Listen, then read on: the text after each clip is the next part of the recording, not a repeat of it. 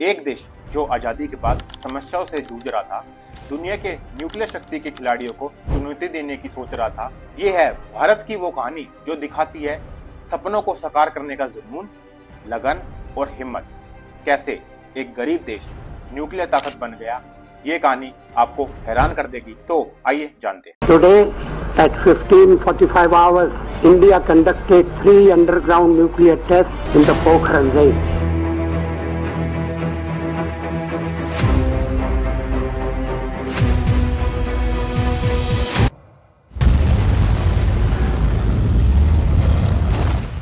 इस कहानी की शुरुआत होती है डॉक्टर होमी जहांगीर भाभा से, जो 1940s में भारत के न्यूक्लियर प्रोग्राम की जनक बने। 1944 में Tata institute of fundamental research की स्थापना हुई, जहां न्यूक्लियर रिसर्च की शुरुआत हुई। 1948 में उन्होंने एटॉमिक एनर्जी कमीशन का स्थापन किया। पंडित जवाहरलाल नेहरू की मदद से भाभा ने भारत के न्यूक्लियर प्रोग्राम की बुनियाद रखी। डॉक्टर भाभा का सपना था कि भारत एक न्यूक्लियर इंडिपेंडेंट स्टेट बने, और इसके लिए उन्होंने ये भी बोला था कि we must be the second to none in the application of advanced technologies to the real problem of man and society। 1954 में ट्रोम्बे एटॉमिक रिसर्च एस्टेब्लिशमेंट का निर्माण हुआ, जो बाद में Bhabha atomic research centre bark कहलाया। ये भारत का पहला रिसर्च रिएक्टर अप्सरा यहाँ 1956 में कमीशन हुआ। अप्सरा एक स्विमिंग पूल टाइप रिएक्टर था, जो परीक्षण और रिसर्च के लिए बनाया गया था। बार्क का उद्देश्य था रिसर्च रिएक्टर्स, पावर रिएक्टर्स और उनके डिजाइन और डेवलपमेंट के लिए एक केंद्र बनाना। इसने भारत के न्यूक्लियर प्रोग्राम को एक मजबूत आधार दिया। भारत को उसके प्रथम heavy water reactor Cyrus Canada ने उपहार के रूप में दिया। 1960 में इसे ऑपरेशनल बनाया गया। साइरस का मतलब था कनाडा इंडिया रिएक्टर, यूएस, क्योंकि यह US supplied heavy water use करता था।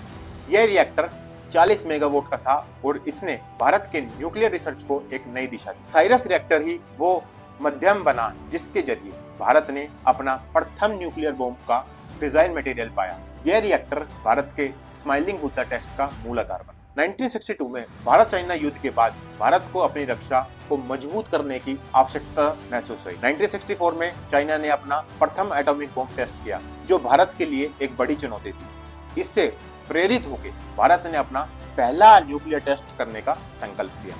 डॉक्टर भाभा ने नेहरू से कहा कि अगर भारत को शक्तिशाली बनाने का सपना देखना है तो न्यूक्लियर ताकत में आगे बढ़ना होगा। 1965 में डॉक्टर भाभा ने भारत की न्यूक्लियर वेपन्स कैपेसिटी पर काम करना शुरू किया। 18 मई 1974 को भारत ने पोखरण में अपना प्रथम न्यूक्लियर टेस्ट किया, जिसे स्माइलिंग बुद्धा का नाम दिया गया। यह परीक्षण इंदिरा गांधी की सरकार के समय हुआ। इस टेस्ट का मूल उद्देश्य था कि भारत की परिस्थितियों को दिखाना कि भारत एक शक्तिशाली देश है।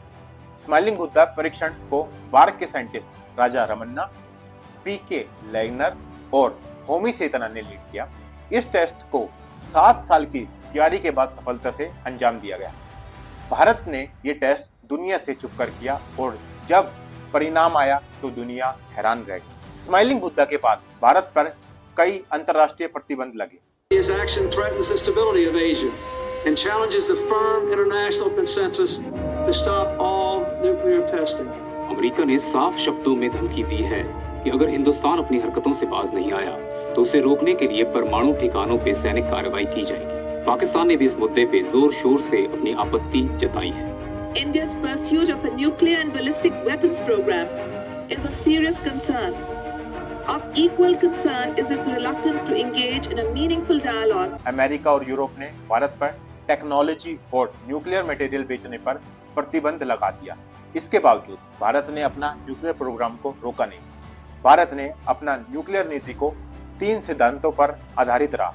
पहला था क्रेडिबल मिनिमम डेटरेंस, दूसरी नो फर्स्ट यूज पॉलिसी, और third one is civilian control. Bharat का यह रवैया साबित करता है कि भारत एक जिम्मेदार न्यूक्लियर स्टेट। पोखरण 2 ऑपरेशन शक्ति।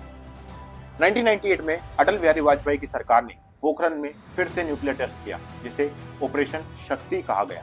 11 और 13 मई 1998 को हुए इन परीक्षणों से भारत को एक डिक्लेयर्ड न्यूक्लियर स्टेट बना दिया। इस बार 5 टेस्ट किए गए, 3 फ्यूजन बॉम्ब्स और 2 फिजन बॉम्ब्स। ऑपरेशन शक्ति के टेस्ट को डीआरडीओ के APJ अब्दुल कलाम और बार के R चिदम्बरम ने लीड किया। यह टेस्ट भारत का डिफेंस और स्ट्रेटेजिक कैपेबिलिटी को दिखाने के लिए किया गया था। पोखरण 2 के बाद भारत ने अपनी न्यूक्लियर पॉलिसी को स्थापित किया और नो फर्स्ट यूज पॉलिसी अपनाई। भारत ने सिविल न्यूक्लियर एग्रीमेंट के जरिए कई देशों से सहयोग भी किया। 2008 में भारत और अमेरिका के बीच 123 एग्रीमेंट साइन हुआ, जो भारत के सिविल न्यूक्लियर प्रोग्राम के लिए एक माइलस्टोन साबित हुआ। भारत का न्यूक्लियर सप्लायर ग्रुप NSG में शामिल होना भी इस दिशा में एक बड़ा कदम था। यह साबित करता है कि भारत एक रेस्पॉन्सिबल न्यूक्लियर पावर। आज भारत न्यूक्लियर टेक्नोलॉजी का प्रयोग स्पेस एक्सप्लोरेशन और डिफेंस में भी कर रहा है। इसरो के मिशन और DRDO के प्रोजेक्ट्स में यह टेक्नोलॉजी एक महत्वपूर्ण भूमिका निभाती है। इसरो के गगनयान मिशन के लिए न्यूक्लियर टेक्नोलॉजी का उपयोग हो रहा है, जो भारत का पहला मैन्ड स्पेस मिशन होगा। इस मिशन में इसरो 3 क्रू मेंबर्स को लो अर्थ ऑर्बिट में लेके जाएगा। DRDO के लिए मिसाइल प्रोग्राम जैसे अग्नि और पृथ्वी मिसाइल्स में भी न्यूक्लियर वॉरहेड इंटीग्रेट किए गए। भारत का न्यूक्लियर प्रोग्राम न सिर्फ एक ताकत का प्रतीक है, बल्कि एक राष्ट्र के सपनों और संकल्प का परिणाम भी। यह कहानी दिखाती है कि कैसे एक देश ने सभी चुनौतियों को पार करके अपनी ताकत और गौरव को प्राप्त करता है। आज भारत दुनिया के न्यूक्लियर पावर हाउस में शामिल है। यह प्रोग्राम भारत की सुरक्षा, समृद्धि और शांति के लिए एक महत्वपूर्ण भूमिका निभाता है। तो दोस्तों, ये थी भारत के न्यूक्लियर प्रोग्राम की कहानी। उम्मीद है आपको ये वीडियो पसंद आई होगी और आपको नई चीजें जानने को मिली होगी। अगर आपको ये वीडियो पसंद आई तो लाइक करें, शेयर करें और हमारे चैनल को सब्सक्राइब करना ना भूलें। और ऐसी वीडियो देखने के लिए आप थंबनेल पे क्लिक कर सकते हैं। Thank you so much.